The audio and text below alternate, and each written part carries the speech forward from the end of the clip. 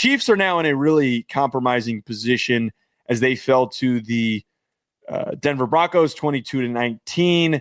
They still have a couple of challenging matchups coming up, but there is redeemability for them to get back on track. They are 0-5 in one-score games this year. They were 11-0 in such situations last season, which shows the volatility of trying to survive by the skin of your teeth. This is one of the things that was very interesting. We talked about this when they lost to the Bills, that they have had issues with protecting Mahomes when he's aggressively blitzed. The Broncos blitzed Mahomes 14 times, which generated 7 pressures and produced 3 sacks. They ramped that pressure up in the second half, which ultimately helped create a really difficult spot for Mahomes, and he did not end up playing very well in the second half. So this is becoming a bit of a worrying spot for this team where I wouldn't say they're getting out-coached, but they're not effectively adjusting, it seems like. Yeah, they need to be better. And unfortunately, they ran into a defensive buzzsaw that Denver has right now. Nick Bonito might be the fastest player in the NFL, genuinely, coming out of a 3-point stance or even a low 2-point. Jonathan Cooper is a freak. The Denver defense is absolutely filled with studs. And they kind of just bossed up and mogged on the Kansas City Chiefs here. I'm not worried about the Chiefs. I'm also seeing, like, are you seeing these takes where it's like we're never going to see that Mahomes guy from 18 to 22 again? That's so tired and it's so lame. You guys suck if you think that this is like a Mahomes issue. Why are we doing this? Why are we doing? We did this with Brady. Dude. Why would we? I hate when people do this. Can we just watch the damn sport? Can we just watch the game and stop doing that guy's gone and the version of him that we saw before, he's gone? It's exhausting. It really is exhausting. He'll get to the playoffs and then he'll go on a run. They will finish one game above 500. They will go to the playoffs and they will beat everybody. What are we doing here? These idiot mouth breathers don't look at schedules and don't want to either, because Kansas City still gets to play. Listen to this, a grueling final stretch for them.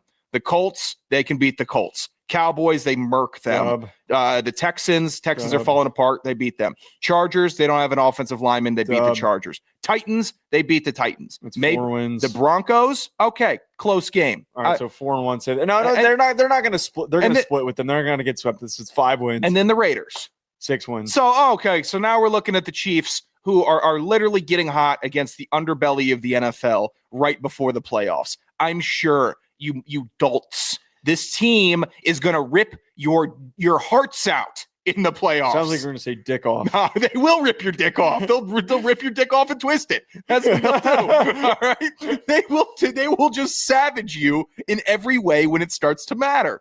This Kansas City Chiefs team, they're talking about Andy Reid's lost his touch. All he's doing is calling screens and stuff. Shut up. It's the Chiefs. Like, why are we putting an energy around them that we want them to be back and want them to be putting up 40 a game? I guess you guys loved it. You guys talked about how much you hated it, how much you hated the Chiefs and the publicity you got. Now when they're 5-5, you're disappointed with them? Boo. Boo to you. They're going to be fine. They got Simmons back, protecting Mahomes. That's a huge upgrade for them. And honestly, it's the run game that stunts them. Kareem Hunt doesn't have the burst to make a difference outside of the red zone. And then Isaiah Pacheco is kind of running like a madman this year, not in a good way. So it's a one-dimensional offense, and they're going to have to find a way to get 80 yards, and then we can start running the ball.